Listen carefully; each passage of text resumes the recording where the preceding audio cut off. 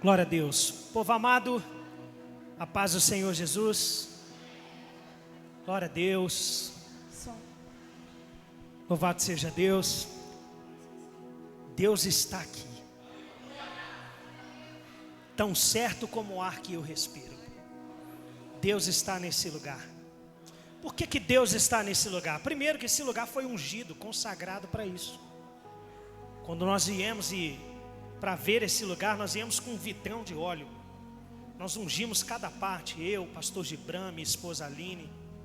Nós viemos aqui, ungimos cada parte, consagramos, Senhor, que esse lugar seja para os crentes um lugar de adoração, de receber cura, milagre, de receber da palavra de Deus. Que esse lugar seja para o Senhor um altar de adoração, em nome de Jesus. E a gente consagrou esse lugar. E nós, enquanto nós orávamos e jogávamos o óleo conforme o Senhor, Ele nos orientava, nós dizíamos que esse lugar, para os demônios, seja um caldeirão, que eles venham se queimar, que eles não venham suportar a unção, que descesse nesse lugar, quando o povo de Deus começasse a adorar a Deus nesse lugar. Então, amados, tudo está acontecendo. Já são 8 anos nesse lugar, 9 anos da igreja aqui. 1 ano na garaginha, pegou fogo lá e o fogo aumentou aqui, até chegar o dia que vai aumentar mais, porque nós vamos estender a tenda. Deus já está enviando esse recado. Alarga a tenda, estaca, coloque as suas estacas mais largas, porque eu vou crescer este lugar. Deus vai fazer crescer esse lugar, mas crescer de pessoas sedentas, amados. Não vai ter lugar para carnalidades, cortaremos na raiz. Não vai ter lugar para misticismos baratos, nem para sincretismo religioso. Seremos um povo monoteísta, adoraremos a Deus, não a estereótipos de homens, não adoraremos profetas, não adoraremos cantores, não é isso. Nós adoraremos ao Senhor, como sempre foi e como sempre será. Aleluia. Glória a Deus. Então feche os seus olhos nesse momento, fale com teu Deus. O Senhor está aqui nessa noite. O Senhor está aqui nessa noite. Fala com Deus nesse momento. Fala com Deus: Senhor, perdoe os meus pecados, perdoe as minhas falhas. Eu não sou merecedor de estar vivo. Eu sei que é a tua graça que me acorda. Eu sei que é a tua graça que me ergue. Eu sei que é a tua graça que me levanta. Peça isso a Deus agora: Senhor, me perdoa, Senhor. Me lava com o sangue de Jesus, Senhor. Me transforma. Diga isso para o teu Deus. Eu sei, Pai, que a tua misericórdia é a causa de eu não ser fulminado e consumido, porque ela se renova a cada manhã. Diga isso ao teu Deus nesse momento, querido. Diga isso ao Senhor: Senhor, em nome de Jesus, me lava, Senhor. Me purifica, Senhor, me transforma, porque eu sou teu vaso, eu sou o teu. E meu Deus, a minha vida pertence ao Senhor totalmente. Aleluia, somos teus. Se há alguma coisa morta, ó Deus, dentro desta pessoa, que precisa ressuscitar, que o Senhor venha ressuscitar nessa noite. Venha ressuscitar, Senhor. Às vezes o primeiro amor morreu, o chamado ministerial morreu, às vezes o temor já morreu há muito tempo. Que o Senhor venha, em nome de Jesus, ressuscitar coisas preciosas. Separe essa pessoa, santifica ela. Em nome de Jesus Cristo, santifique essa pessoa. Santifique essa pessoa. Santifique essa pessoa, porque como a tua palavra diz, sede santos como eu sou santo. Santifique, meu Deus. É o que nós queremos. Adore a Deus nesse momento.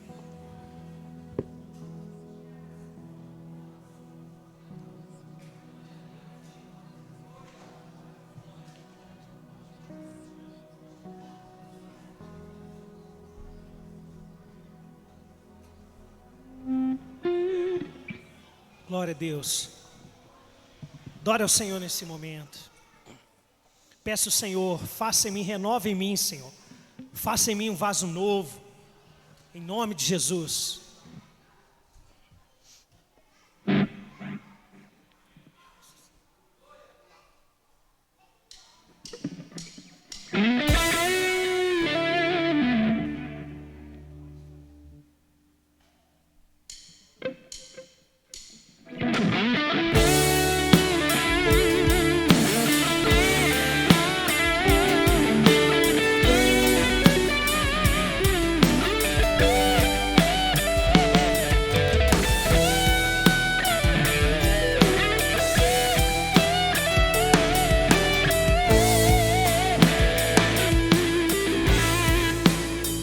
posso ver,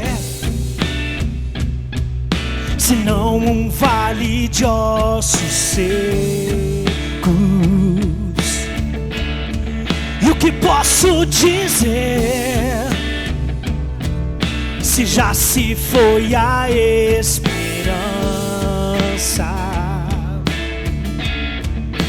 Nossa vergonha está exposta debaixo do sol. Há muito tempo se foi alegria, não há espírito, não há palavra.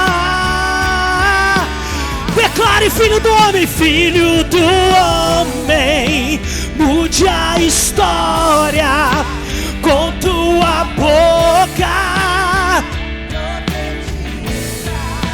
Volte a alegria, venha espírito, haja palavra. Ressuscita.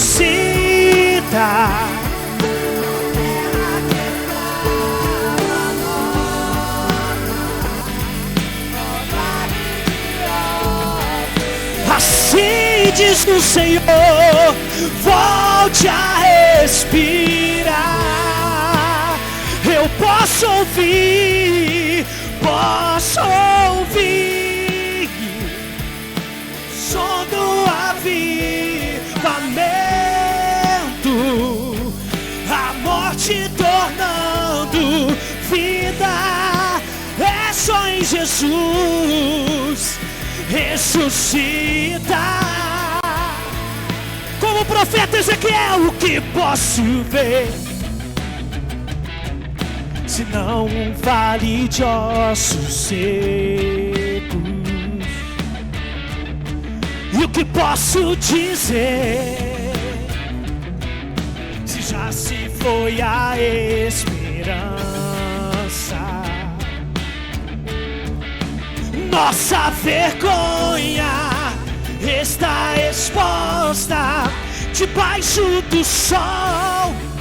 Há muito tempo se foi alegria, não há espírito, não há palavra. Filho do homem, mude a história com tua boca, profetiza, volte a alegria, venha espírito, haja palavra. Oh, oh, ressuscita.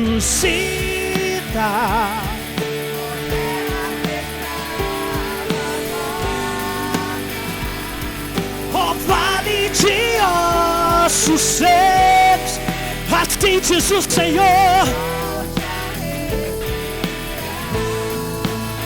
Eu posso ouvir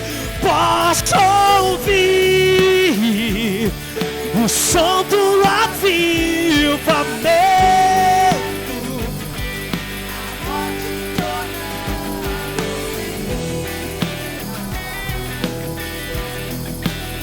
ressuscita. Declare sobre a tua vida, declare vida. Eu profetizo sobre ti a vida. Receba sobre ti a vida. Vida de Deus. Declare vida. Eu profetizo sobre ti a vida. Receba sobre ti vida de Deus. Ressuscita, ó terra que estava morta, ó vale de ossos secos, assim diz o Senhor. Eu posso ouvir o som do avivamento.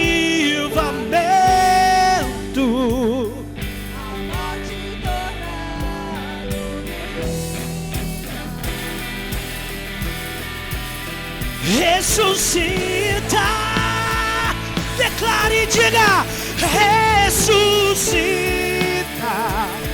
ó terra que estava morta.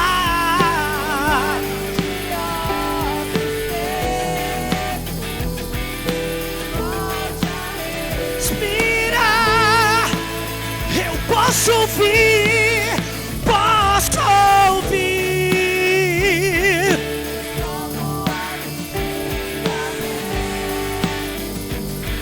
a morte tornando vida, ressuscita.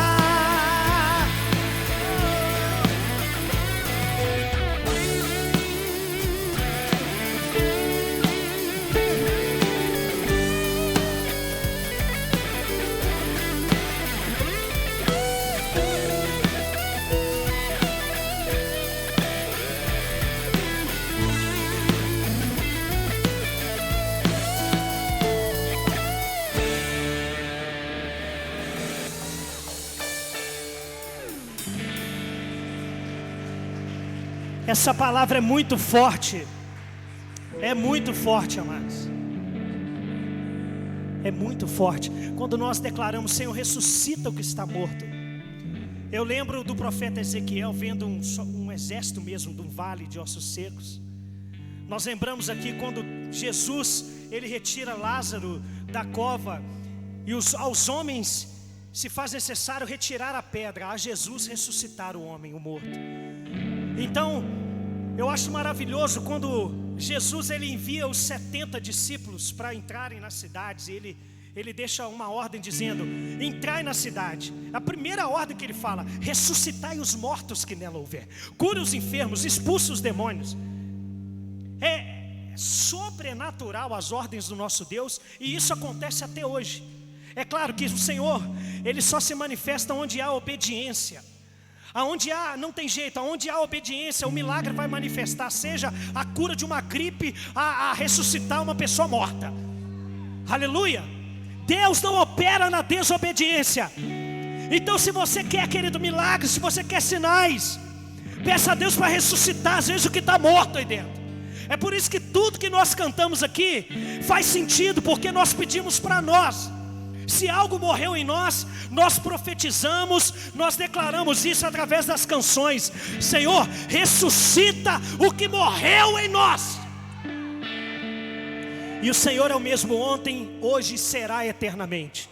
Essa balela que Satanás, ele tem lançado aí, não que o Deus da Bíblia é diferente de hoje. Aqui os homens da Bíblia eram diferentes de hoje, não é nada disso. São os mesmos homens, são as mesmas tentações, são os mesmos pecados, e é o mesmo Deus. E a fé é a mesma.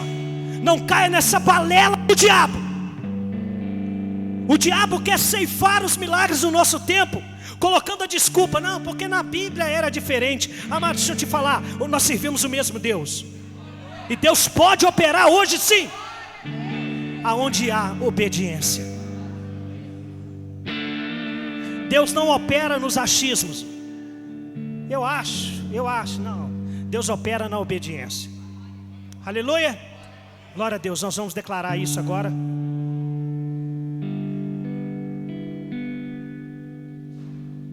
Existem milagres que o Senhor vai operar na nossa vida, mas não é no nosso tempo. Enquanto houver coisas a serem tratadas por Deus. Por isso que eu digo, vira para o irmão que está do seu lado e diga: nunca fuja do processo. Não fuja do processo. Porque enquanto não houver coisas a serem tratadas, Deus não vai manifestar em plenitude o milagre. Enquanto não houver coisas a serem tratadas, o povo não vai achar Canaã, vai ficar rodeando no deserto. Enquanto o povo não foi tratado da saudade do Egito, da ingratidão ao líder Moisés, como Corá e todos aqueles que se rebelaram contra Corá, enquanto o povo ainda adorar os seus bezerros de ouro, enquanto o povo ainda for murmurador, enquanto o povo ainda querer que só Moisés tem intimidade com Deus e eles não têm intimidade com Deus, vai rodear Canaã por mais 15, 40, 30, 60, 80 anos. E a geração que às vezes você viu se converter não vai pisar na terra prometida. Porque o Senhor precisa tratar Israel. Um caminho que era de 15 dias se tornou um caminho de 40 anos.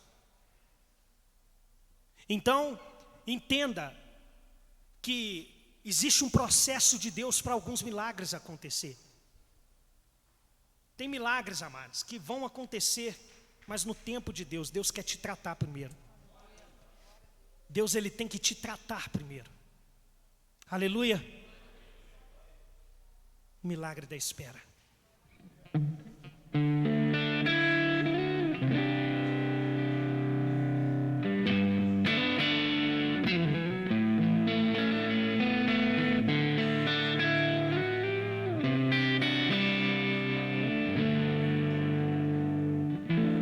Eu creio no que eu canto, querido. Dá-me um sinal do teu favor. Mostra-me, ó Deus, que comigo estás. Vem fortalecer meu coração. Preciso de ti pra não desmaiar. Arranca de mim este pranto de dor. Me veste com vestes de louvor. Com óleo da alegria me unges. Com teu Espírito vem me curar. Declara isso. Não haverá impossíveis para o meu Deus. Tuas promessas Ele me fará viver. A espera não pode matar a esperança. E as lágrimas Ele enxugará com milagres.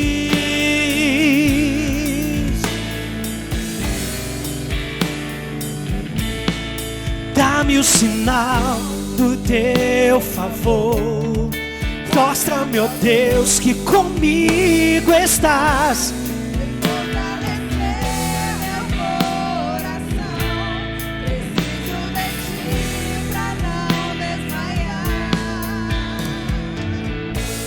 Arranca de mim este pranto de dor. Me veste com vestes de louvor. Com óleo da alegria me unges. Vem me curar, Senhor. Não haverá impossíveis. Me fará viver. A espera não pode matar a esperança. E as lágrimas Ele enxugará. Não haverá impossíveis.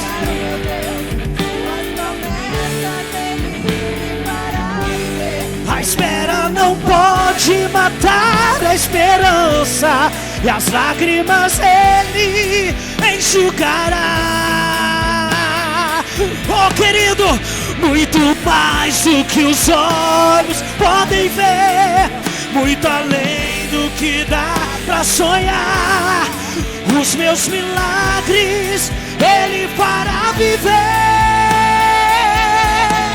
Não haverá impossíveis, Senhor. A espera não pode matar. Não pode, não. Não haverá impossíveis para o meu Deus. Ele me fará viver. A espera não pode matar a esperança. E as lágrimas Ele enxugará. Do jeito dele, como? Com milagres. com milagres, com milagres. Eu vejo meu milagre, com milagre. Declare, com milagres, com milagres, com milagres, com milagres, com milagres.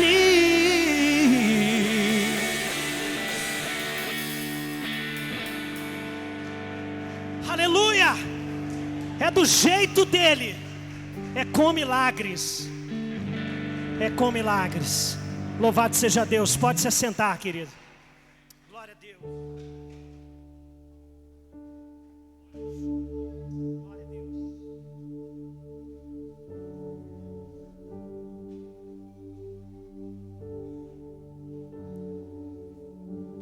Ei, que calor, hein? Louvado seja Deus. O reino de Deus é um reino invisível. O Senhor, Ele, quando se manifestou em Cristo Jesus, Ele veio para mudar o homem interior. O Senhor nunca quis mudar sistema. Quando os discípulos, eles lançaram expectativas em Jesus, e lançaram as expectativas erradas, porque às vezes nós viemos ao templo com motivações muito erradas. As motivações dos discípulos, quando olharam para Jesus e viram ele vai sujeitar o Império Romano, ascender o povo de Israel em comando sobre toda a terra, e o Messias reinará. As expectativas dos discípulos eram políticas, não eram espirituais. E Jesus, quando nos ensinou, Ele falou: olha, vejam, abram os olhos. O meu reino não é da maneira com que os homens acham que tem que ser. O meu reino é espiritual. Jesus veio para transformar o homem interior. Só que para a obra interior acontecer, tem um microfone, acho que é esse aqui. Ei, para que essa obra interior aconteça, existem mãos que financiam isso. Tudo que nós fazemos na casa de Deus é espiritual. Seja o varrer a igreja, seja o depositar uma oferta, seja devolver dízimo, não se dá. Quando alguém fala: pastor, eu vou passar a dar o dízimo. Ô meu irmão, você está devolvendo o que não é seu. O Senhor não importa, amados, com o dízimo que você dá. Se é de 5 centavos, se é de 50 milhões de reais. Valor nunca foi o critério, mas a fidelidade sim. Se nós não conseguimos cumprir com coisas tão efêmeras, pequenas, com ordens que Deus dá, Deus estipulou, por exemplo, a Santa Ceia. É muita hipocrisia uma pessoa que abre mão de dizimar, mas não abre mão da Santa Ceia. Que hipocrisia é essa? São ordens. As duas são ordens. O que a Igreja Católica chama de eucarístico, eucaristias. A Eucaristia nunca foi o homem que decide o que é sagrado ou não. Sempre foi Deus. E o dinheiro que nós colocamos aqui, o dinheiro que nós depositamos aqui, é uma demonstração da sua espiritualidade, da nossa espiritualidade. Obrigado, filha. Esse papelzinho que minha filha trouxe aqui, por mais que seja baratinho que for, é comprado com dinheiro de dízimo e oferta. Se não tivesse dízimo e oferta, não teria nem esse papelzinho aqui, ó. Pensa, não teria microfone para a gente falar, não teria cadeira para a gente assentar, não teria espaço para a gente reunir. Há tantas pessoas precisando, amados. Há tantas pessoas precisando de uma igreja como essa, em outros bairros. E não lance comparativos. A nossa igreja não é igual a outras igrejas. Cada um é de um jeito. Nunca trace comparativos. A nossa igreja tem um jeitinho dela, é esse jeito, nós escolhemos consagrar. A gente escolheu trilhar um caminho diferente das demais. Se eu tivesse que querer fazer evento aqui, eu faria um monte de evento para quê? Para te encher de evento e não mudar a sua espiritualidade? Eu prefiro trilhar um caminho mais clássico, mais seguro. E tem muita gente precisando de igrejas assim nos bairros.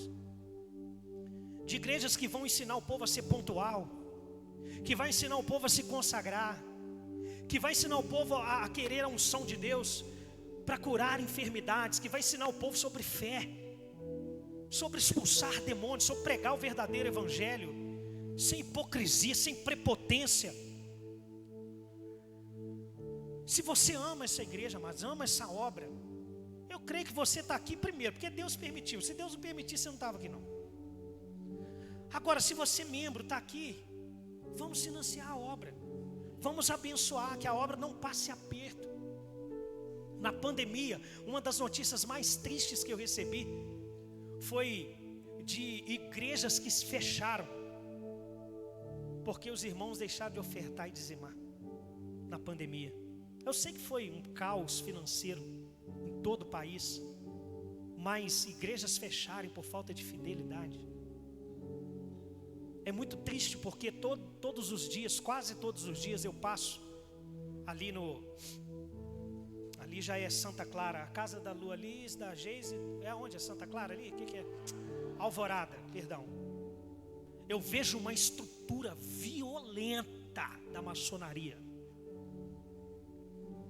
E toda vez que eu passo ali, tem dois sentimentos. Primeiro, eu levanto a mão e profetizo: Senhor, o diabo construiu, mas é os filhos de Deus que vai tomar. O diabo pode ter construído isso aí, mas isso aí vai ser de alguma igreja. Só que vem aquele sentimento: meu Deus, os filhos das trevas são mais prudentes que os filhos da luz.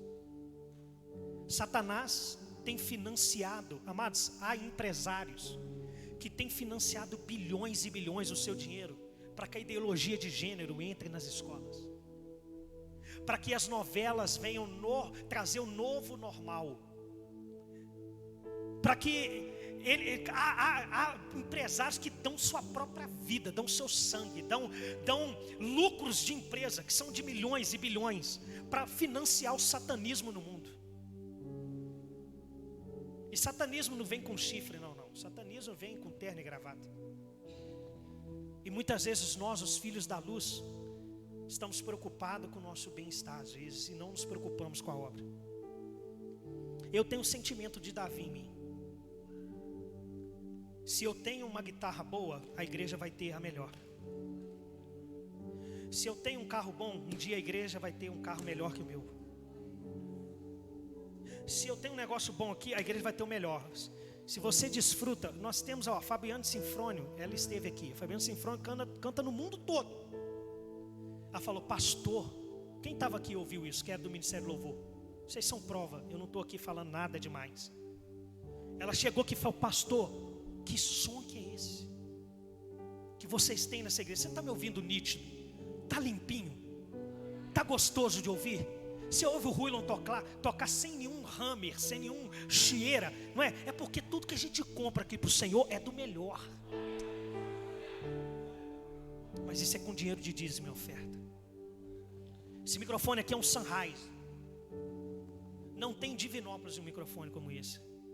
Eu não estou me gabando não, isso é vergonhoso. Tem igrejas aqui que arrecadam muito mais que a gente. Poderia dar o seu melhor para o Senhor. Igreja não foi feita para acumular dinheiro. Igreja não é banco para guardar dinheiro. O dinheiro entra e tem que sair. E tem que sair para alcançar vidas. Se eu compro um negócio bom para o microfone, a melhor bateria, é o melhor. Nós tivemos aqui a Daniele Magalhães. Quem conhece a Daniele Magalhães? Cantou na Record. A moça daqui, a cultura da desonra aqui é muito forte. É possível que vocês não conhecem a Daniele Magalhães. Daniele Magalhães, ela cantou no Raul Gil, representou Divinópolis no Raul Gil, foi juíza de voz no Raul Gil. Ela era da Igreja Universal. Ela veio aqui cantar num dos nossos primeiros anos, né, Aline?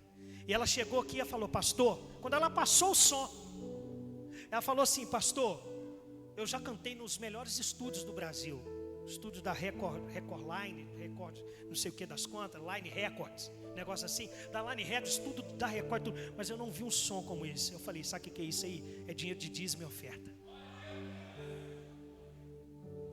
É o melhor para o Senhor.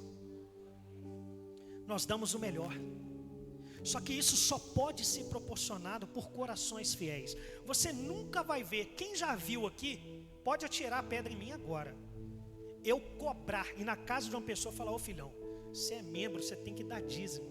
Você nunca vai ver eu fazer isso. Rapaz, você fez um voto no altar, rapaz, que todo membro é dizimista. Eu nunca vou cobrar de ninguém, porque isso é uma questão de consciência, de salvação. A partir do momento que você assumiu ser membro da igreja, é igual ser sócio de um clube, vamos supor. Entra no Divinópolis Clube sem pagar boleta lá para você ver. É claro que aqui nunca vai acontecer isso, não é isso, mas é uma questão de conscientização. Vamos ser pessoas que vão abençoar a obra, sabe por quê? Nos 10 anos dessa igreja eu quero trazer o Davi Sassi aqui. Eu vou trazer. Eu não quero, eu irei trazer. Nós trabalhamos não por aquilo que a gente vê, mas pela fé. Esse é o ano da prosperidade. E no início do ciclo da prosperidade, que são 7 anos, todo início Deus tira recursos. Deus fez com que essa igreja perdesse muitos recursos esse ano. Muitos recursos. Mas eu entendi o mistério. Quando Deus tem um sonho grande na vida de alguém, Ele tira os recursos. Porque depois os recursos vão vir. Quando o recurso vier, a gente nem vai precisar, não, Senhor, a gente só queria a Tua presença. Aleluia. Escuta o que eu estou te falando, hein? Nós vamos ainda construir um igrejaço nessa cidade. Escuta o que eu estou te falando, tem que gravar isso aí, para depois falar, é profetada, fruto das impulsões da emoção. Não, amado, eu estou profetizando isso aqui. E eu estou ligado, eu sei que Deus é fiel. Deus nunca falhou. Nós vamos construir um igrejaço aqui. Mas uma igreja que tem princípios. Não vai ter ativismo, não. Eu não quero um ministério infantil ativista, cheio de coisa para fazer, cheio de evento para fazer. Um ministério de jovens ativista, cheio de coisa para fazer. Só faz coisa. Nunca é, só faz, nunca é. Eu não quero um ministério de louvor que só faz coisa. Ah, não, vamos gravar isso, vamos fazer isso, vamos fazer. Às vezes Deus não quer que nós façamos nada. Deus quer que você cresça primeiro, depois você faz. Se você não entender o que Deus está fazendo, você não vai entender nunca. E outra, não lute com Deus. Deus não vai se dobrar às suas vontades. Não vai se dobrar nem a minha vontade. Quantas vezes eu quis fazer coisas nessa igreja e fui impedido de fazer, porque Deus falou, não. A igreja não é do pastor. Ela continua sendo do Senhor Jesus Cristo. Sempre será. Sempre será do Senhor. Ela sempre será de Jesus. Sempre será. Mas eu queria que nesse momento a gente, enquanto a gente canta com alegria, se você quiser trazer recursos para que essa obra caminhe, para que essa obra ande, trazer recursos de ofertas de amor, do seu dízimo, da sua fidelidade, levanta-se agora, coloque-se em pé, igreja. Nós vamos cantar um hino ao Senhor e logo após a gente vai orar consagrando os dizimistas.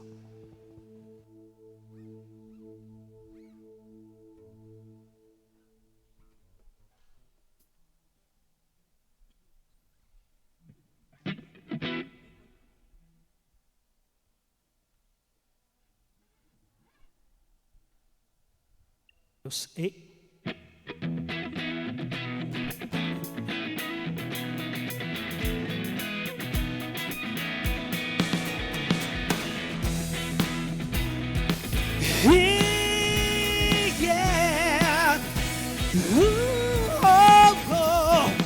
Sobre toda a terra tu és o rei, sobre as montanhas e o pôr do sol.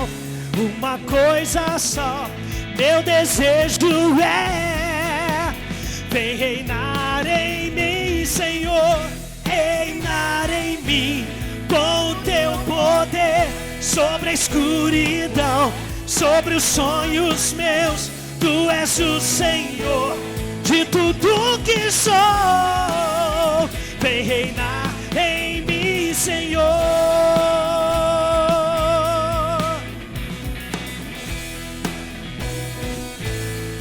Sobre o meu pensar, sobre o meu pensar, tudo que eu falar faz-me refletir a beleza que há em ti. Tu és para mim mais que tudo aqui. Vem reinar de novo em mim, vai! Sobre a escuridão, Tu és o Senhor de tudo que sou. Senhor, vem reinar em mim, Senhor. Vem reinar em mim, Senhor.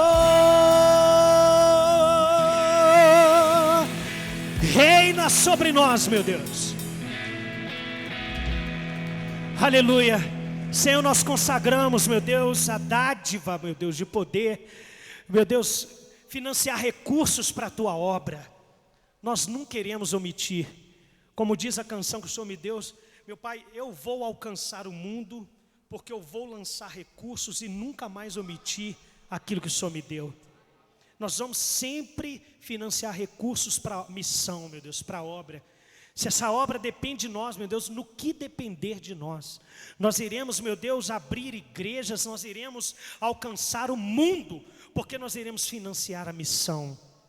Em nome de Jesus, que nós tenhamos esse consciente coletivo de que nós devemos e podemos e iremos, meu Deus, alcançar o mundo, financiando a missão da obra do Senhor. Nós abençoamos cada casa, que não haja, meu Deus, dificuldades, que não haja ninguém ao nosso redor com dificuldades. É o que nós oramos em nome de Cristo Jesus. Amém. Graças a Deus. Pode se assentar. Glória a Deus. Chamar as crianças.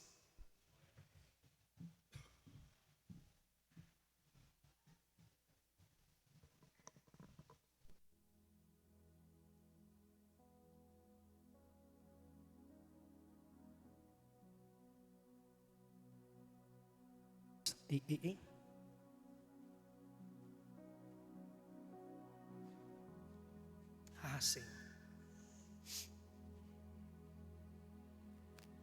Glória a Deus.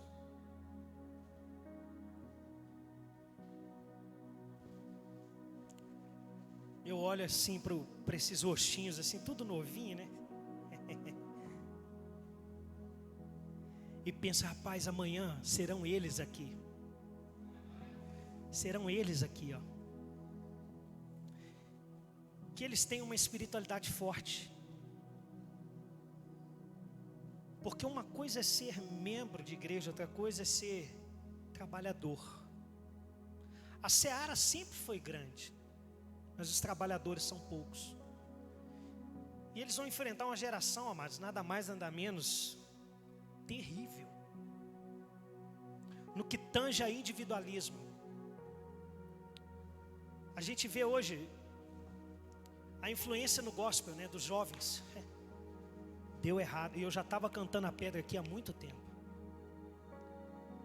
Por isso que eu prefiro o clássico. Quando se inova demais, surge fenômenos aí, como aconteceu agora com a Priscila Alcântara. É isso mesmo que a gente quer para a nossa geração? O nada a ver aqui, o nada a ver. O nada a ver foi entrando e de repente é uma tatuagem, de repente isso, de repente está lá no Lollapalooza, porque não tem nada a ver. Porque não tem nada a ver.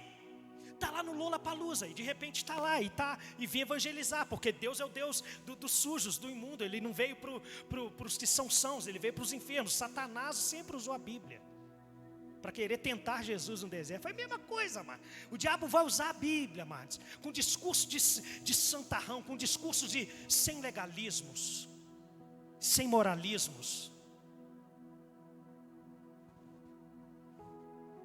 E essa geração tem proliferado, os pais têm criado os filhos assim, e assim vai. E assim vai, a libertinagem, a falta de temor a Deus, não, a falta, amados, eles precisam ter uma espiritualidade muito forte, porque eu não quero que ninguém vire um JA. E eu sei que para não virar isso, tem que ter rédea. Ou você corta o mal pela raiz, ou você deixa aquela aguinha que caiu no ferro com o tempo enferrujar e destruir toda uma estrutura. São pequenas ferrugens que destroem toda uma estrutura de ferro. Satanás sabe aonde corroer. Ele vai em vigas corretas, ele não erra o alvo. Agora nós vamos ficar errando? O nosso alvo sim é corrigir os nossos filhos, é corrigir. Nós temos que ensinar eles. Nós temos que ensinar as nossas crianças que é importante estar na igreja. Tem que ter uma consciência, porque eu sei que já está escrito que nos últimos tempos os homens seriam amantes de si mesmos, não viria, seria um povo difícil, jactancioso, orgulhoso, amantes de si mesmos.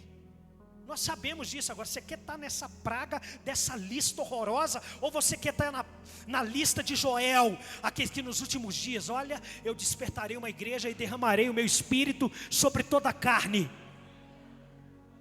Eu quero estar nesse avivamento. E eu sei que para estar nesse avivamento é preço demais. Aqueles que serão os percussores de um avivamento, eles vão tomar pedrada pra caramba. E olha, eu acho que existem concretos que Deus já concretou a nossa base.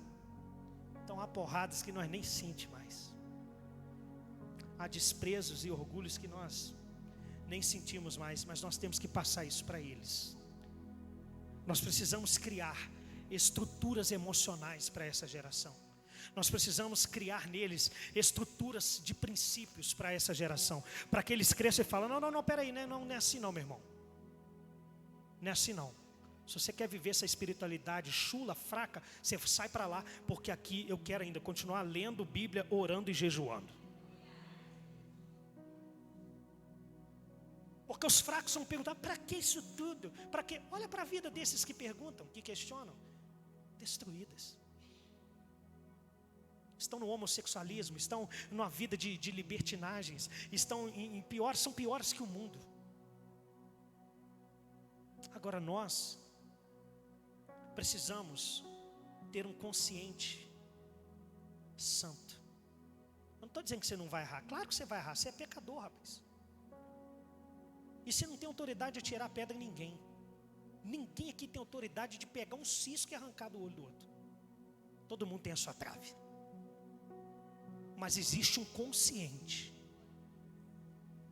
dentro dos santos que os fazem, quando erra, voltar e falar, Senhor, estou no trilho de novo, me perdoa.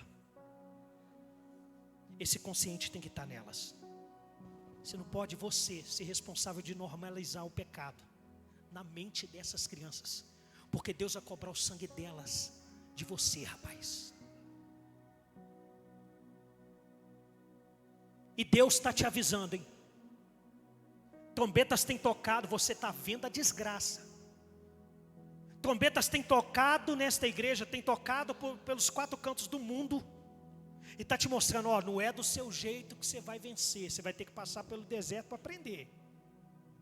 Israel, não é do seu jeito que você vai vencer. Se não tem deserto para você aprender. Não é do nosso jeito. É do jeito de Deus. E olha para o jeito de Deus. Só lê a Bíblia. Se você não tem esse hábito, crie para ontem. Estude a Bíblia, não pega versículo de YouTube, não pega versículos isolados para embasar a sua doutrina. Não é isso que vamos ensinar para essa geração. Não é isso. Um versículo do YouTube não é porque a palavra diz, a palavra diz o quê? Qual que é o contexto? O que está falando lá? É isso, amados. Sem arrogância, sem prepotência, no amor. Qual que é o contexto, irmão? Irmão, em nome de Jesus, irmão, você não vai ter essa espiritualidade fraca pelo amor de Deus. Você vai ler o texto dentro do seu contexto e entender que sempre que a Bíblia é um grande clamor de um Deus ofendido pela sua criatura. E o clamor de Deus está manifesto aqui através do amor. Deus clamando: volta para casa. No Éden vocês foram ceifados de mim, mas eu mandei Jesus, e agora Ele foi construir uma casa para você, numa moradia que você vai morar comigo para toda a eternidade. Mas essa consciência tem que estar em você muito forte, e tem que estar neles. Mas eles só aprendem o que vem. Eles só aprendem o que eles veem. O que eles têm visto? O que os nossos filhos têm visto de nós? Eles só aprendem o que vem, amados. Então, em nome de Jesus, Senhor, tome essa geração no seu intelecto, na sua mente, nos seus sentimentos e no seu espírito, Deus. Ensine essas crianças, meu Pai, os seus princípios e os seus decretos. Meu Deus, eu quero profetizar o salmo que diz: guardei a tua palavra no meu coração, para não pecar contra ti. Esse é o mistério que eu profetizo sobre a mente dessas crianças. Em nome de Jesus, amém. Graças a Deus. Pode ir lá, amados. Lualice. Hoje tem palavra, hein? Hoje tem palavra forte, hein? Meu Deus, eu estou ficando com vergonha de subir no púlpito. É Lualice, é Adeucimar, é Felipe, é João, é Breno, é Wesley, é Rodney. A galera que vem pregar aqui em cima está enfiando, fez igual com o papelzinho, está enfiando um pastor no bolso, mas não precisa eu pregar mais não. Domingo eu tenho que ficar estudando, preparando. Pergunta a minha esposa, você vê, tem que estudar, falando: não, a Lualice pregou quarta-feira. Eu tenho que preparar aqui a palavra, tem que pedir de Deus: Senhor, me revela a tua palavra, me revela a tua palavra. Louvado seja Deus. Amados, é esse tipo de jovem que nós queremos na igreja. Não, fazer besteira, não, mano, eu quero jovens de valor. O que nós queremos formar aqui são jovens de valor. Uma coisa é falar: eu quero o avivamento dos moravianos. Outra coisa é fazer o que eles fizeram. Você é diferente na sua geração. Quer ser igual? Seja igual, não há problema nisso. Continuaremos sendo ovelha e pastor. Continuaremos sendo amigos, irmãos. Agora, se você quer beber em águas diferentes, Deus vai te santificar. É Deus que vai separar você. Amados, entenda que tudo no Brasil é um pouco mais difícil de romper. Aqui 1% das pessoas rompem. Quando você vê um guitarrista tocar muito, por exemplo, ele é 1% de 99. Quando você vê um grande empresário que triunfou numa área, ele é 1% de uma grande parte. Tudo aqui é mais difícil. Quem quer ser 1% no reino de Deus? Você quer ser 1%? Então, amados, morra. Existem coisas que o Senhor, Ele vai te separar. E às vezes você vai questionar: Senhor, por que não? Por que não? Porque você não. Porque eu te escolhi. Por que eu não? Por que eu não? Por que eu não? Porque você não. Eu te escolhi. Fala a Deus. Por que não? Porque eu te escolhi. Os outros podem ir, Senhor, mas os outros podem, Senhor. Sansão, você não vai cortar cabelo porque eu te escolhi. Mas, Senhor, por que os meus irmãos estão vivendo a paz com meu pai? Por que eles estão vivendo a promessa das terras divididas? Porque eles podem. José, porque eu te escolhi.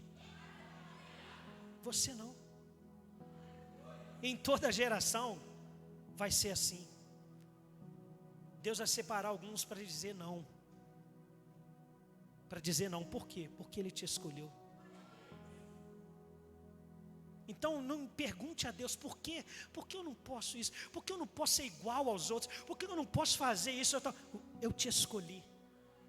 Isso é um privilégio, amados. Isso é um privilégio. Amém?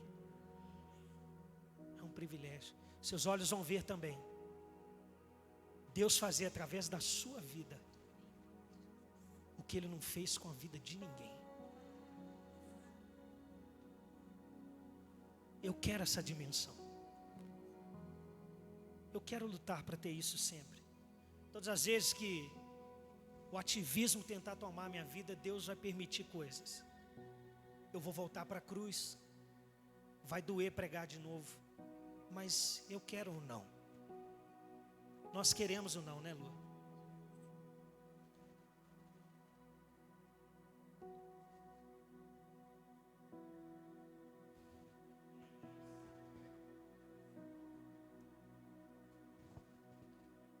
Obrigado, meu Deus.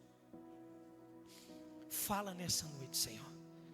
Nós viemos aqui ser renovados, ser transformados, porque o Teu Espírito Santo já está movendo as águas. Queremos ser lançados nessas águas para sermos curados, para sermos transformados. Meu Deus, até que o Senhor venha, eu vou clamar. Até que o Senhor venha, eu não vou me cansar, como diz a canção. Até que o Senhor venha, eu vou buscar a Tua face, eu vou buscar a Tua missão, eu vou cumprir Tua missão. É o que nós queremos. Fala conosco através da Tua serva, em nome de Jesus. Amém. Glória a Deus.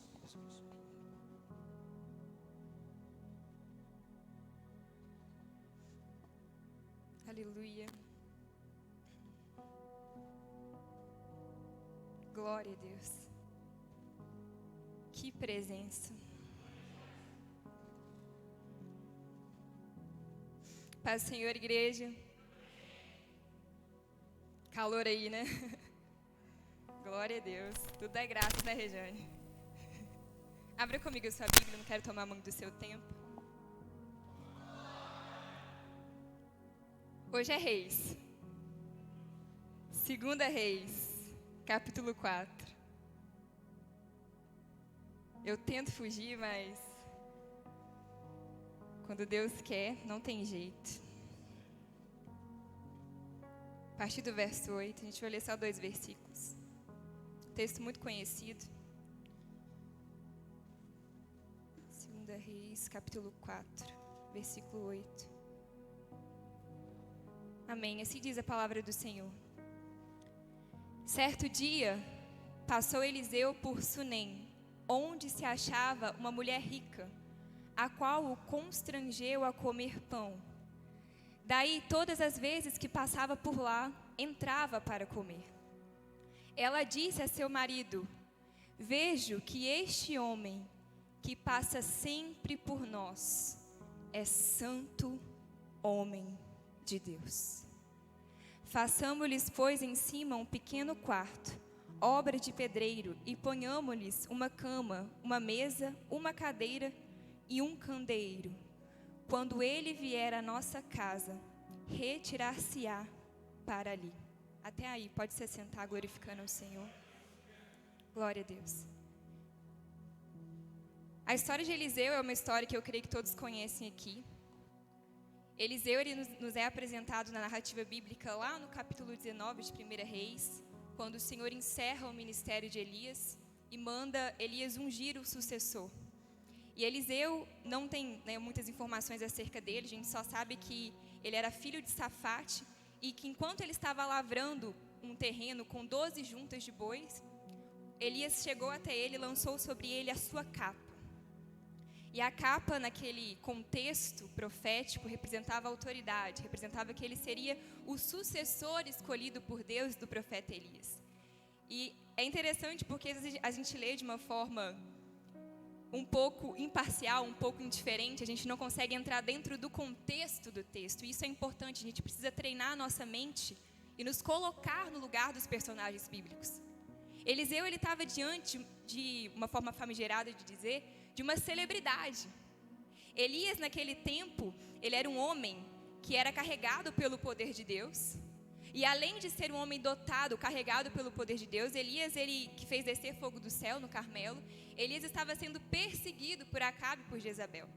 Então ele não era uma pessoa qualquer. E ele chega até Eliseu e deposita sobre Eliseu a sua capa, a sua autoridade. E diante da atitude da capa lançada, você pode ler lá depois, ou seja, da autoridade transferida, Eliseu, ele tem uma atitude de obediência imediata. Ele se achega até Elias e pede para que ele vá se despedir dos seus pais. Ele não questiona o profeta, ele não questiona o chamado do profeta, ele não questiona a capa lançada sobre ele. Ele tem uma atitude de obediência imediata. Ele se achega a Elias, Elias consente, ele vai e se despede dos seus pais. A Bíblia diz que além de se despedir dos seus pais, ele toma todos aqueles bois, os sacrifica e faz um grande banquete. Porque a partir daquele ponto, Eliseu entendia que não havia mais volta. Que a partir daquele momento que ele adentrasse nesse caminho, não teria como olhar para trás. E essa é uma perspectiva que nós temos que ter. A perspectiva correta no caminho do chamado, meu irmão, é que independente de você, independente das suas limitações, independente das circunstâncias contrárias, aquele que começou a boa obra na sua vida é fiel para cumpri-la. Não há mais volta. Não tem como voltar para trás se você escolheu entrar neste caminho. Então, Eliseu é inserido na história da narrativa bíblica e a partir desse ponto ele adentra esse caminho com Elias para ser o seu sucessor. E é interessante porque quando a gente para analisar, e nós lemos esse texto, que é Eliseu com a sunamita, a gente precisa entender que Eliseu, ele tinha todos os atributos, todos os mecanismos, ele tinha unção, ele tinha a capa de Elias. Mas o que fazia de Eliseu um homem de Deus? A ponto da sunamita, uma estrangeira, testificar dele, sem ao menos conhecê-lo pessoalmente de forma direta, de que ele era um santo homem de Deus. Ela frisa isso, de que ele era um santo homem de Deus. Eliseu, depois que Elias foi ascendido aos céus, você conhece a história, e que ele recebeu o espírito dobrado de Elias, ele se tornou o maior profeta daquele tempo. Mas a sunamita não o reconheceu pelo seu dom. A sunamita não o reconheceu pelo seu ofício, a sunamita o reconheceu pelo seu caráter. Homem santo de Deus. E é interessante porque o Senhor me fez frisar, Ele me fez parar nesse ponto do texto, no versículo 9.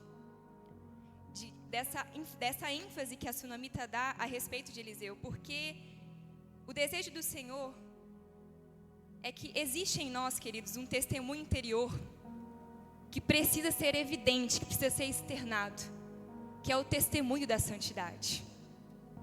Santidade hoje que pouco se prega, e quando se prega com peso, se prega como se fosse desconfortável.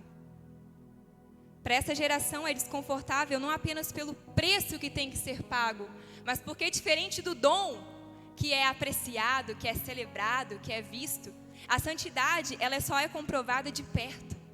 Só testifica do meu caráter aquele que anda comigo. Não tem como fingir ser santo. Você pode ter um dom, você pode ser bom no que você faz, mas a santidade só pode ser provada por meio do relacionamento. Não há como fingir santidade. E a sunamita, se nós analisarmos o texto inteiro, depois você lê na sua casa, porque são muitos versículos, ela provavelmente já tinha tido contato com outros homens de Deus. E isso fica perceptível no versículo 16. Mas quando ela observa Eliseu de perto, ela testifica dele ao seu marido, dizendo: eis que tenho observado, e eis aí um homem santo de Deus. Ela frisa, ela é enfática nesse ponto. E é sobre isso que eu queria falar nessa noite, sobre esse testemunho da santidade que nós precisamos ter enquanto cristãos. Esse testemunho interior que precisa ser externalizado nas nossas vidas. A santidade, queridos, você sabe muito bem que ela é um atributo notório do Senhor. E além de um atributo, é uma condição para quem deseja segui-lo. Para sermos identificados como servos, não basta você ser bom, você ser fiel, você ser uma pessoa agradável, você ser uma pessoa talentosa. Não, você precisa ser santo. Hebreus 12, 14 diz: segui a paz com todos e a santificação, sem a qual ninguém verá o Senhor. Sem santidade, absolutamente ninguém vai ver a Deus. Você pode frequentar a igreja na quarta, no domingo. Sem santidade, não vai ver a Deus. Você pode ter sido batizado nas águas. Sem santidade, não vai ver a Deus. Você pode ter crescido na igreja. Sem santidade, você não vai ver a Deus. Não adianta tentar burlar essa regra. Não adianta dar jeitinho.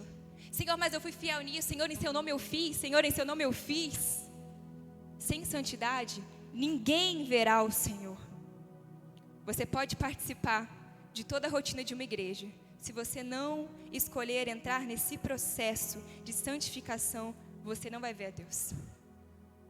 Você não vai ver a Deus. Não adianta querer ser aprovado no processo, sem você não há o desejo de se santificar. Jesus, ele diz lá em Mateus 5:48 e em inúmeros outros textos: sede santos como o vosso Pai Celeste é santo. É um imperativo, é uma ordem. O desejo do Senhor é que sejamos santos como Ele é santo. Nós precisamos nesse tempo desconstruir essa sofisma mentirosa do diabo e até do espírito humano, que diz que é impossível viver em santidade. Deixa eu te dizer, não é impossível. A vida de santidade, meu irmão, ela já foi conquistada para mim e para você na cruz. O que o Senhor nos pede não é nada que está fora do nosso alcance. O que Ele nos pede é que nós reproduzamos o modelo que Ele já estabeleceu para nós, que é possível por intermédio do Espírito Santo. É só você dar continuidade, isso é dar continuidade ao ministério de Cristo. Dar continuidade ao ministério de Cristo não é somente realizar milagres, fazer proezas, prodígios e maravilhas. É ser santo como Ele é santo. É testificar, é obter, é possuir esse testemunho interior de santidade. Glória a Deus. E o Senhor é interessante porque Ele me trouxe essa palavra, e a forma que Ele fez dessa vez foi bem diferente do que geralmente Ele faz. No sábado, Ele me disse essa palavra e eu vou entrar daqui a pouco no profeta Eliseu para explicar e ligar uma coisa na outra. Você vai entender, eu não estou fugindo do tema no que eu vou falar aqui. No sábado, eu estava muito atribulada na parte da tarde, muito agitada. E na minha agitação, eu estava pensando, acho que vou ter uma crise de ansiedade. Quem tem, sabe como funciona. Você começa a sentir taquicardia, você começa a suar frio, do nada. E aí eu estava nessa agitação e, de repente, eu parei de lavar a louça que eu estava lavando e um versículo saltou ao meu espírito, que é Mateus 6, versículo 6, que é: entra no teu quarto, fecha a tua porta, ora em secreto, e o teu pai que está em secreto vai te ouvir. E aí eu larguei tudo. E eu fui para o quarto. E eu confesso que sem muita expectativa e sem muita vontade, porque eu estava muito agitada. E quando a gente está atribulado, agitado, a gente tem dificuldade em ficar em solitude com Deus. Eu coloquei um fundo, preparei o ambiente, fechei a porta, me ajoelhei e fiquei em silêncio. Só que, como eu disse, eu estava muito agitada. Então o silêncio estava se tornando algo angustiante para mim. Eu falei, agora eu vou ter uma crise de ansiedade no meio da oração, porque não tem como, eu não consigo parar de pensar um minuto. Eu não consigo desligar. E aí eu coloquei minha boca no pó. E eu fiz uma oração que eu confesso para vocês que eu tenho feito muitas vezes durante esses últimos meses. Eu disse, Senhor, eu estou cansada. E quando eu disse isso, parece que a ambiência mudou. E eu ouvi a voz do Espírito Santo. Ele disse, eu sei, Lualice, que você está cansada. E você precisa romper esse ciclo agora. E a minha reação diante daquilo foi começar a chorar e dizer, Jesus, mas eu não consigo. Jesus, eu não sei o que eu tenho feito, se algum pecado me revela. O que eu preciso fazer para conseguir vencer esse ciclo? E aí o Espírito Santo, ele me fez uma pergunta que na hora eu fiquei, cara, Deus é muito maravilhoso. Ele me fez a seguinte pergunta, você serve a mim ou você serve a sua consciência? E a princípio eu não entendi a pergunta. Eu, Senhor, mas como assim? Ao Senhor ou à minha consciência? E aí ele falou comigo, você precisa entender que você está cansada, porque você está fugindo do chamado que eu determinei para a sua vida. Você precisa entender que você está cansada, porque fugir cansa demais. E porque você está servindo a sua consciência, que é, ou seja, Deus, eu estou tão cansada que eu não consigo. Senhor, eu estou tão cansada que eu não vou conseguir prosseguir. Senhor, eu estou tão cansada que eu não mereço. Porque é assim que a consciência ela trabalha nessa visão, nessa perspectiva de merecimento, nessa perspectiva de que você tem que dar conta. Mas a perspectiva do Senhor é diferente. É uma perspectiva de dependência. E Deus falou comigo, você está cansada porque fugir cansa. É muito mais fácil sair do barco sem nenhum peixe. É muito mais fácil sair cansado, frustrado, do que aguentar o tranco, jogar a rede e trazer à superfície aquilo que Ele já depositou sobre você. Porque Ele já depositou. Ele disse, eu já depositei sobre você. Então para de fugir. Para de fugir. Para de servir a sua consciência. Eu não quero saber se você não é boa. Eu não quero saber se você não é capaz. Foi por isso que eu te escolhi. Porque eu pego aqueles que não são para confundir os que são. E aí naquela hora eu falei, Senhor, deixa eu aceitar Jesus aqui. Porque Deus nunca falou de forma tão enfática comigo. De forma dura, mas com tanto amor. Fugir cansa. Fugir cansa demais. Nós não podemos sermos servos da nossa consciência. A consciência ela é importante porque o culto é exercido de maneira racional. Você não é alienado, eu não sou alienada. Pelo contrário, a gente está muito consciente do que estamos fazendo aqui. E o apóstolo Paulo fala sobre isso.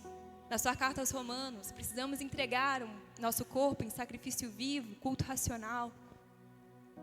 Isso é importante. Todavia, a consciência ela não pode ter a última palavra sobre a sua vida. Não é você que determina quando você vai parar, meu irmão. Não sou eu que determino quando eu vou parar, porque a minha vida e a sua vida foram compradas pelo Senhor. Então, aquele que serve à própria consciência, que serve a essa autocobrança, se torna carcereiro da sua alma. Se torna alguém que vive o tempo inteiro preso, porque a consciência ela vai trabalhar na base dos sentimentos, nessa perspectiva almática, como eu disse aqui com a lei do direito, do merecimento. E tem coisas que a nossa consciência exige que nem Jesus exige de nós. Nem o Senhor exige de nós.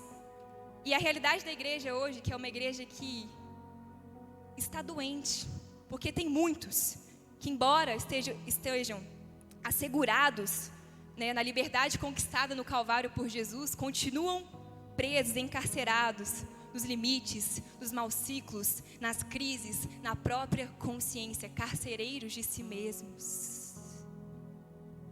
Só que existe libertação para você e para mim nessa noite, como teve naquele secreto. Eu não sei como você chegou aqui, talvez você tenha chegado aqui esgotado, cansado. E Deus está te dizendo, ei, não é tempo mais de fugir. Eu vou tratar com você, fica calmo. Confia nesse processo. Fica tranquilo em nome de Jesus. Porque a linha entre servir ao Senhor e servir à própria consciência é uma linha muito tênue. Essa é a luta da vida cristã. A luta da carne e do espírito. A sua carne quer ceder porque a perspectiva da consciência é fazer você ser um desistente. E o Senhor, pelo Espírito, quer que eu e você sejamos mais que vencedores, perseverantes. Então a gente fica nesse embate. A carne quer que eu seja desistente, a consciência quer que eu seja desistente, mas o Espírito quer que eu permaneça, que eu prossiga, que eu avance, esquecendo das coisas que para trás ficam, que eu avance para o alvo que é o Senhor Jesus. Porém, quando a gente vive sobre essa perspectiva e governo da nossa consciência, isso cansa. Cansa demais fugir do caminho da renúncia. Cansa fugir da vontade de Deus. Cansa, esgota. Queridos, há sim lutas que precisam ser travadas nas nossas vidas. Há um Peniel para cada um aqui. Há momentos que você vai ter, e esse é o único cansaço válido, que é o cansaço de você lutar com Deus, mas você sair transformado por Deus. Esse é o único cansaço, o cansaço que tem que existir na sua vida, não o cansaço de fugir. Jacó é um exemplo clássico. Jacó passou grande parte da sua vida fugindo. E no final ele estava cansado. Só que o Senhor tinha preparado para ele um Peniel. Não era tempo mais de fugir. Era tempo de lutar e alcançar o propósito. Glória a Deus, Senhor. Então, se você está no caminho, servindo ao Senhor, você pode até cansar. mas é um cansaço carregado de renovo, de júbilo, de propósito, não de desistência.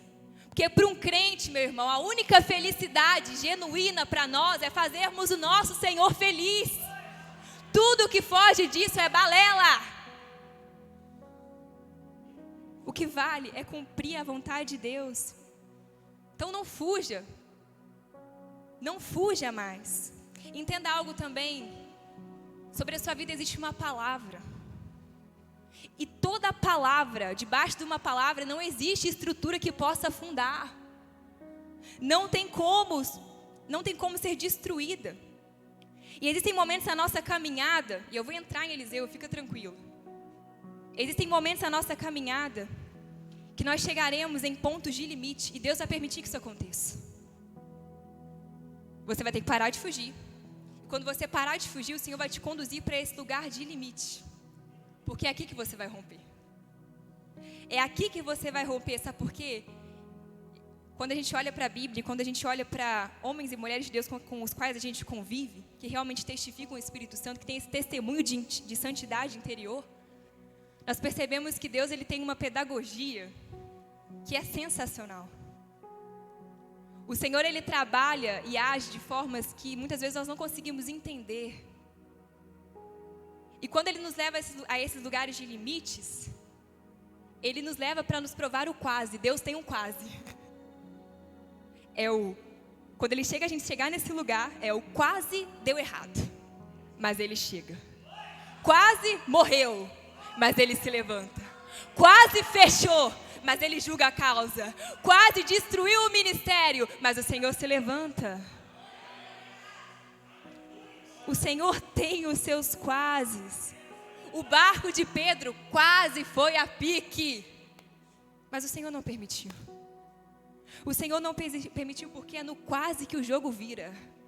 E o Senhor deixa chegar no quase, porque é no quase que Jesus vai apontar na praia. E vai dizer, ei Pedro, lança a rede do outro lado. E Pedro vai lançar, meu irmão, diga para o irmão que está do seu lado, aguenta o tranco.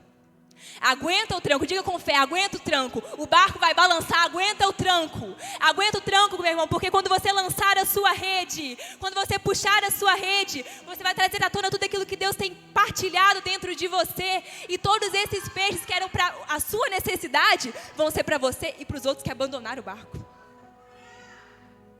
Então aguenta o tranco. O barco vai balançar. Aguenta o tranco, joga a rede. Porque na hora que você puxar,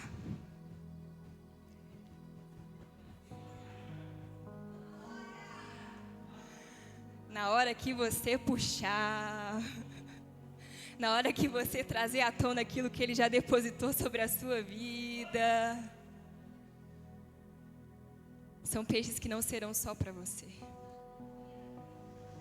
Serão para todos aqueles, e até mesmo aqueles que saíram do barco.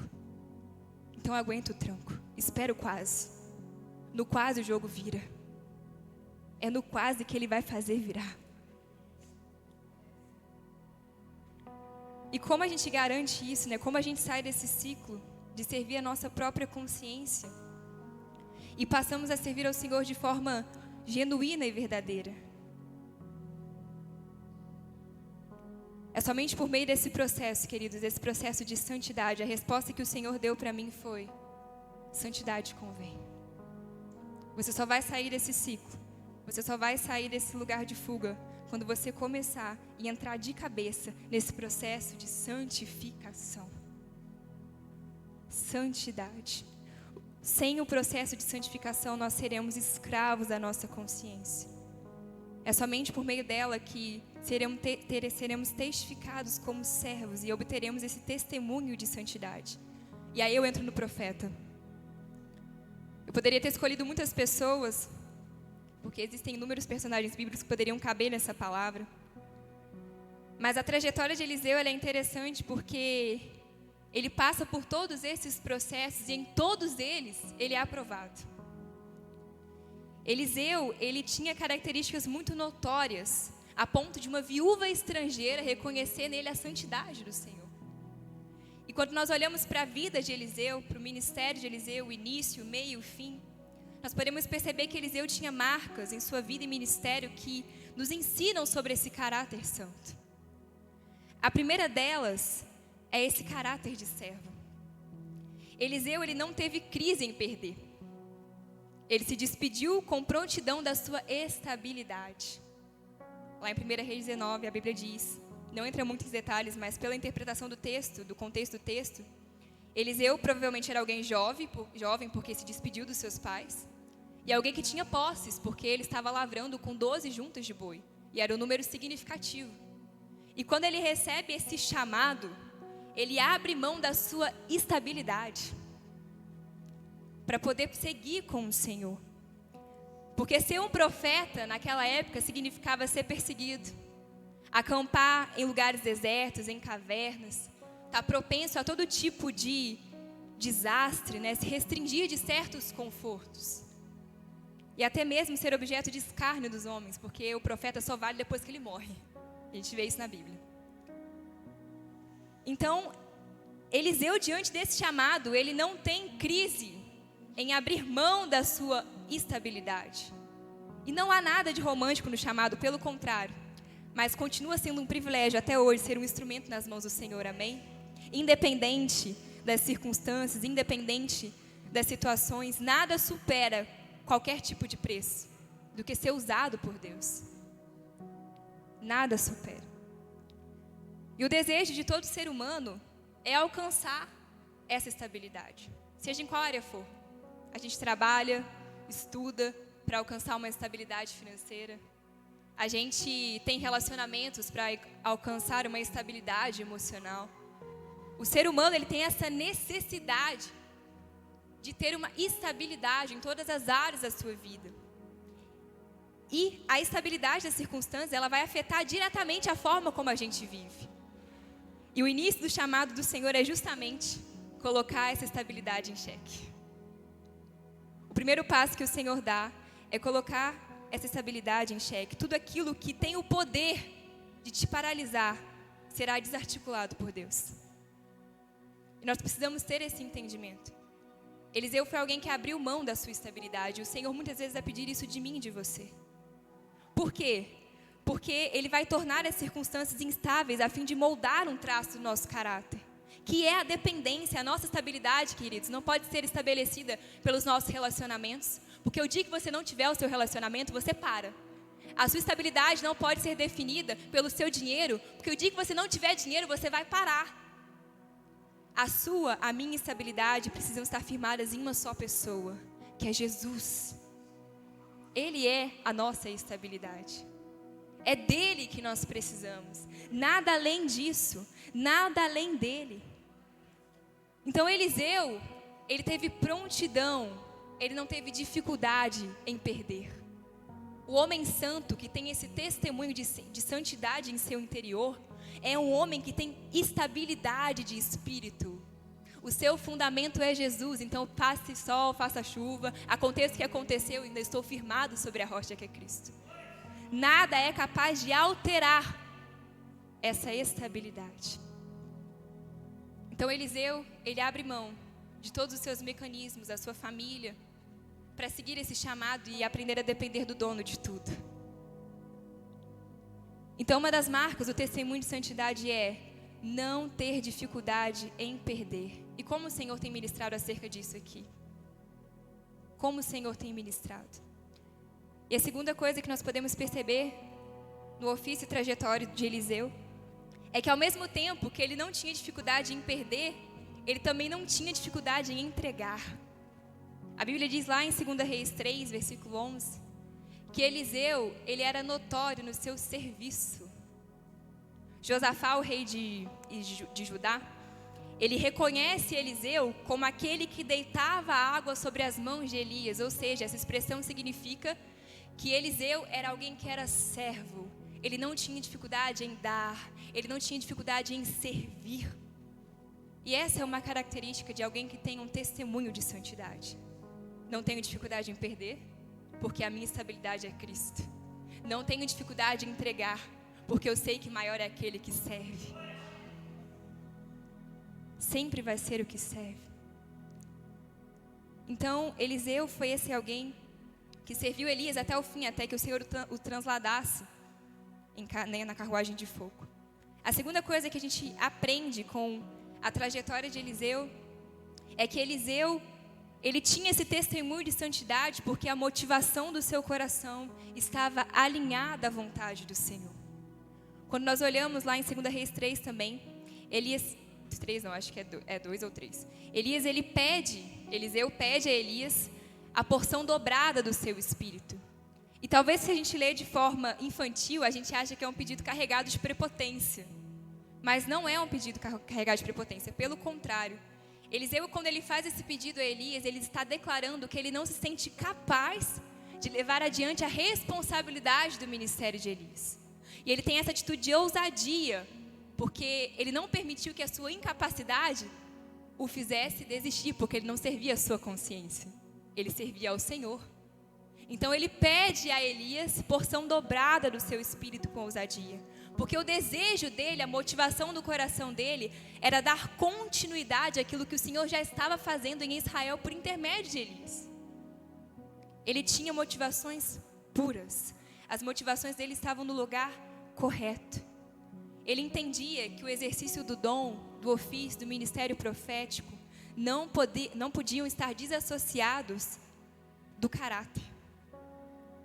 Não tem como, entenda isso, você exercer um papel profético, seja em qualquer nível for, dentro da igreja, fora da igreja, se o seu caráter não for santo. Se não for santo, o seu serviço é em vão, não vale para Deus. Não vale para o Senhor. Então não caia nesse engodo do diabo, nesse discurso desses falsos profetas de que você pode fazer, não importa a forma que você faz, se você está fazendo está ok. Não, existe um padrão. Não queira fazer para Deus sem Deus.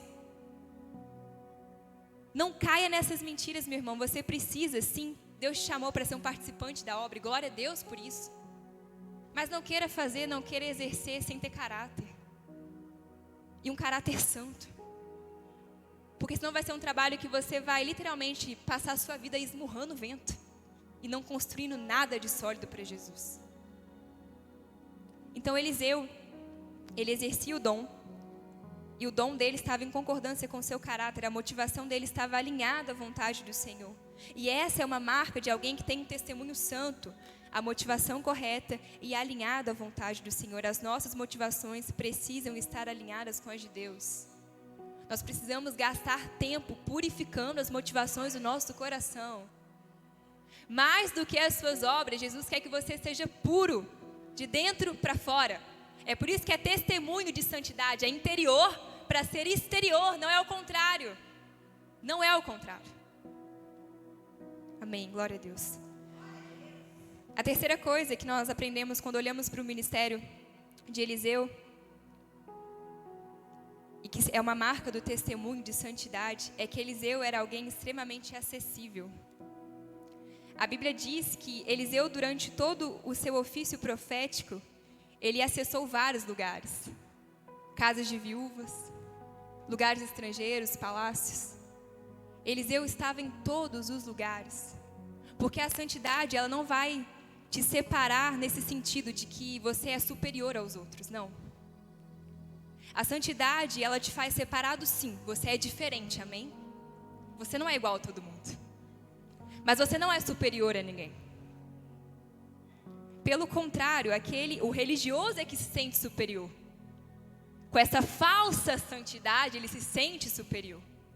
Só que aquele que é dotado de realmente genuína santidade é aquele que, pelo contrário, considera os outros superiores a si mesmos. Filipenses 3. Cada um considere o outro superior a si mesmo. Não com falsa humildade. Porque aquele que sabe a essência que carrega não se sobrepõe nem precisa pisar em ninguém. Então o santo é aquele que acessa vários lugares. E em cada lugar que ele está, ele manifesta o poder de Deus. Daniel estava na Babilônia. O centro da corrupção moral, espiritual, ética do mundo naquela época. Só que Daniel, ele tinha consciência da presença. Daniel tinha um testemunho de santidade dentro dele. Então não importava se ele estava em Babilônia, ele ia manifestar o poder de Deus ali. E ele deixou uma marca, ele mudou o cardápio, ele mudou a adoração.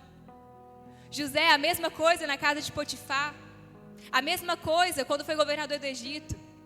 Então a santidade, ela vai te conduzir a lugares para que você não seja o superior, mas para que você seja aquele que vai manifestar o poder de Deus. É isso que Jesus espera de nós. Então Eliseu era alguém acessível, ele andava com viúvas, ele andava com reis, ele andava com homens leprosos, ele andava com todo tipo de gente. E em cada cenário desse, ele manifestava o poder de Deus. Ele marcava a vida daquelas pessoas. Aquelas pessoas não eram mais as mesmas depois de terem tido um contato com o profeta, porque existia nele esse testemunho de santidade. A quarta coisa que nós aprendemos com a vida de Eliseu, e que são parte dessas marcas de testemunho santo, é que Eliseu, ele tinha uma intimidade que era notória com o Senhor. Se você for ler o texto depois, você vai ver que no versículo 27, ele diz, quando a sunamita se aproxima até o monte em que ele está, que o filho dela morre, você conhece a história. E ela vai até ele procurando ajuda. Que Eliseu, ele não tem a revelação do que ela deseja. Ele diz que o Senhor o encobre, ou seja, o Senhor fecha os céus sobre ele. E se o Senhor fecha, quer dizer que antes estava aberto. Então Eliseu, ele tinha uma intimidade notória, os céus estavam abertos sobre ele. Ele tinha um contato direto com o Senhor. E essa é uma marca importante do testemunho de santidade, a intimidade com o Senhor. Sem santidade, não há intimidade. Intimidade, meus irmãos, hoje é tratado de uma forma muito infantil e superficial. Intimidade não é só chamar Deus de Pai. Intimidade com Jesus não é só chamar Ele de paizinho, entrar num quarto, cantar um louvor e desabafar sobre as suas frustrações, sobre a sua vida. Isso é importante, sim. Mas eu não quero aqui também rotular o que é intimidade. Eu quero que você entenda que existe sim um lugar de intimidade. E esse lugar de intimidade é um lugar dotado de certas características. Se você ler lá em Isaías 6, o famoso capítulo que diz, no ano que morreu o rei Uzias, tive uma visão, vi o trono do Senhor e o séquito enchia todo o templo, e haviam serafins em volta dele, e com 2 asas cobriam o rosto, com outras 2 cobriam os pés, e com outras 2 voavam, e cantavam: Santo, Santo, Santo é o Senhor dos exércitos, e toda a terra está cheia da tua glória. Aquele era o lugar de intimidade. O lugar de intimidade por quê? Porque tinham 3 atributos que precisam existir no lugar de intimidade. O quê? Os serafins representam isso. As 2 asas tampando o rosto representam temor. As 2 asas tampando os pés representam reverência. As 2 asas voando, abertas, peito aberto, representa liberdade. Um lugar de intimidade só é lugar de intimidade quando existe temor, quando existe reverência e quando existe liberdade. Se não tiver nenhum desses 3 atributos, não é um lugar de intimidade. Porque lugar de intimidade é lugar onde se expressa a santidade de Deus. E para se expressar a santidade de Deus é só se houver temor, reverência e liberdade de espírito. Então uma marca de alguém que carrega esse testemunho de intimidade, de santidade, é ter sobre si os céus abertos, é ter na sua vida esse lugar de intimidade, em que se exerce o temor, a reverência e a liberdade genuína. E a última coisa, e eu finalizo essa palavra. É importante dizer, por que é um lugar de intimidade? Porque é um lugar que você reconhece seu estado. Isaías reconheceu que era um homem impuro, de lábios impuros. E é um lugar que você é tocado pelo fogo de Deus. É por isso que nós precisamos acessar esse lugar. É isso que é intimidade. É reconhecer o seu estado e ser tocado e transformado pelo Senhor. Glória a Deus. E a última característica que testificam esse testemunho de santidade que nós precisamos ter e carregar conosco, é que Eliseu, durante todo o seu ministério, durante toda a sua vida, e ele foi alguém excepcional em todos os sentidos, ele foi o profeta que mais realizou milagres depois de Jesus. Ele realizou cerca de 32 milagres. Até mesmo depois de morto, seus ossos ressuscitaram. Então o cara era fora de série. Isso tem algo que, quando nós olhamos para a história dele, nós podemos perceber que, independente de toda circunstância, independente de cada estação da vida de Eliseu, Eliseu era alguém que permanecia queimando. Eliseu era alguém que continuamente buscava esse fogo do Senhor, essa motivação para continuar.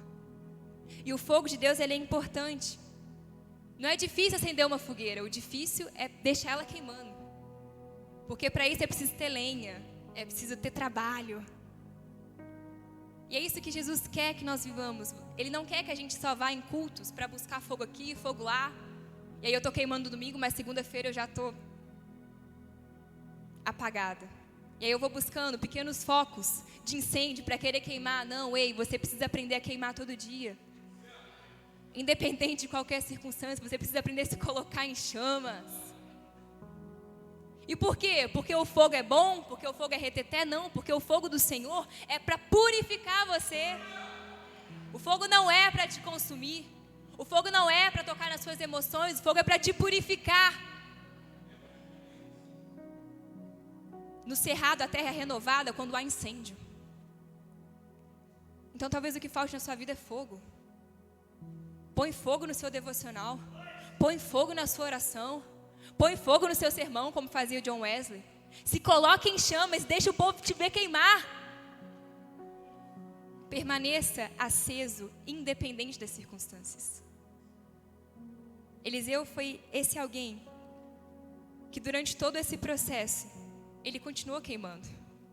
A ponto de dar testemunho da santidade dele, como eu disse aqui, depois de morto. Porque aquele que manifesta o poder é aquele que é santo. E o Senhor não muda os seus critérios. Então nós precisamos, em nome de Jesus, como Eliseu, carregarmos esse testemunho de santidade. Carregarmos esses atributos. Termos um caráter servo. Não termos dificuldade em perder, nem dificuldade em entregar, em servir. Termos as nossas motivações alinhadas às vontades do Senhor. Sermos pessoas acessíveis. Pessoas que amam umas às outras. Sermos também, em nome de Jesus, íntimos do Senhor, que entram na nuvem, que entram nesse lugar de intimidade com Deus, que tem temor, reverência, que existe liberdade. Precisamos ser esses que, independente de toda e qualquer circunstância, não fogem, mas permanecem queimando, até que Ele venha. Até que Ele venha. Nosso objetivo é continuar até que Ele venha. Nada pode paralisar você, meu irmão. Pare de servir a sua consciência. Deus não quer saber sobre a sua autocobrança. Essa palavra é para mim. Ele não se preocupa com isso. Ele quer que você se disponha e deixe Ele tratar. Porque você não vai parar. Deus não te chamou para ser um desistente. Ele te chamou para ser um vencedor até que Ele venha. Fica de pé em nome de Jesus. Eu quero orar com você de forma muito breve.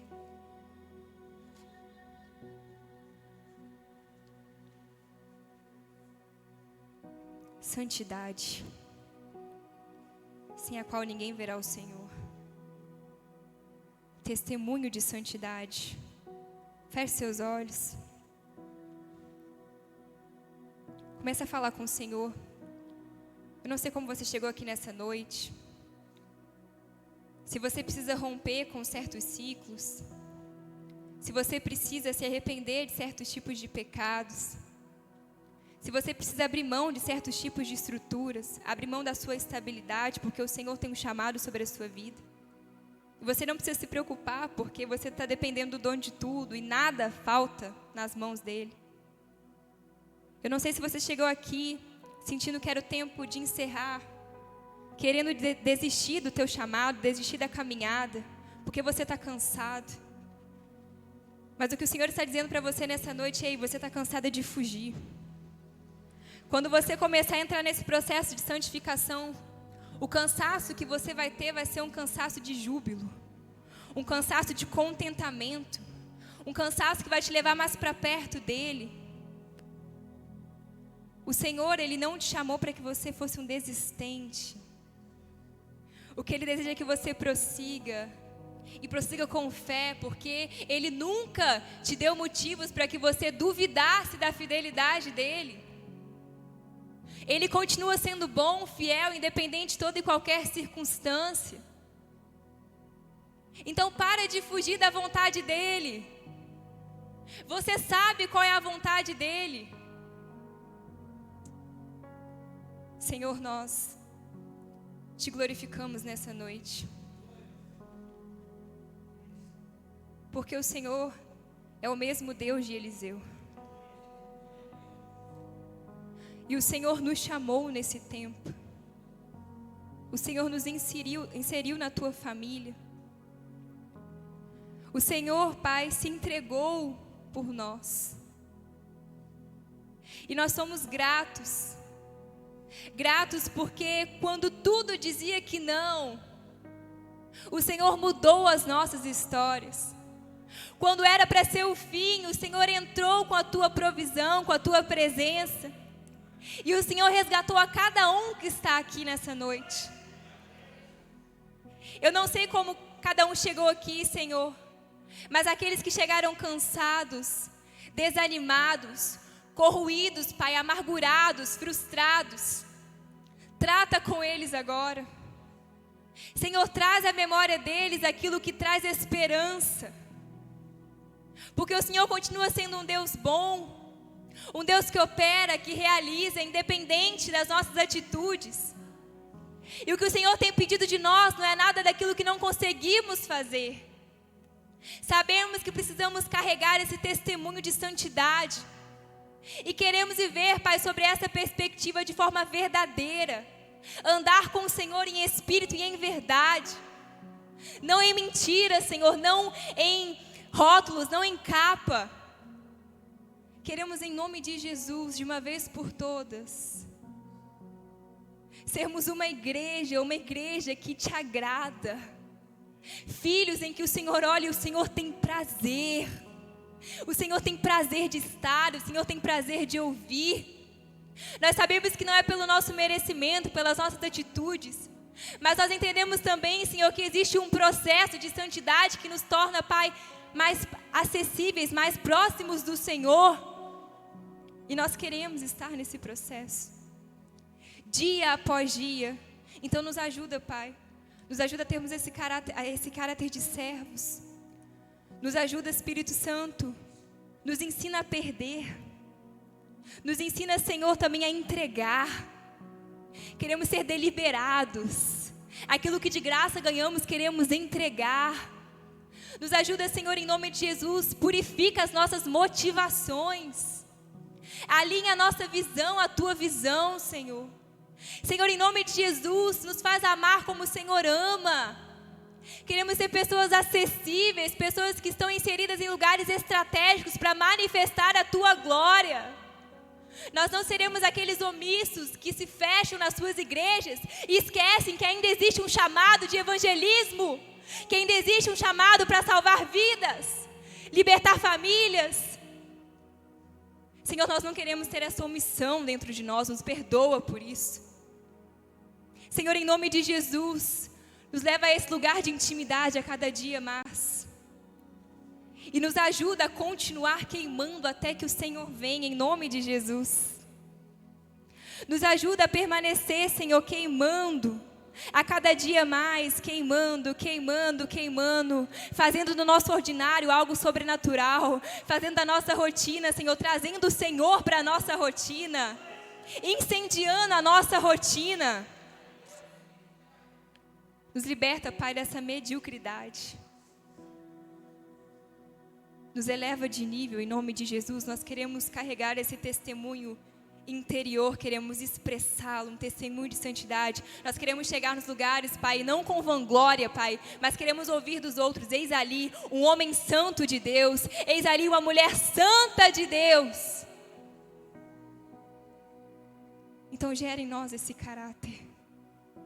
Gera em nós, porque nós nos dispusemos nesse momento. entendemos que a partir deste instante, se fizermos uma aliança com o Senhor, renovarmos uma aliança com o Senhor, não há mais volta. Não há mais volta. Obrigada, Jesus. Obrigada, Senhor, por essa igreja. Obrigada por esse altar. Obrigada por cada palavra ministrada aqui. Obrigada porque o Senhor ainda tem falado. Porque o Senhor ainda tem curado, libertado, salvado nessa casa. Obrigada porque em um tempo de poucas divisões escassas, o Senhor tem levantado aqui homens e mulheres cheios do Teu Espírito, que têm carregado esse testemunho de santidade, que vão muito além de palavras. Não são perfeitos, mas não são desistentes. Permanecem buscando o aperfeiçoamento. É esse tipo de igreja que nós queremos ser. Então nos trata cada dia mais em nome de Jesus. Nós te agradecemos e te louvamos, Senhor. Em nome de Jesus, amém. Glória a Deus, aleluia. Glória a Deus.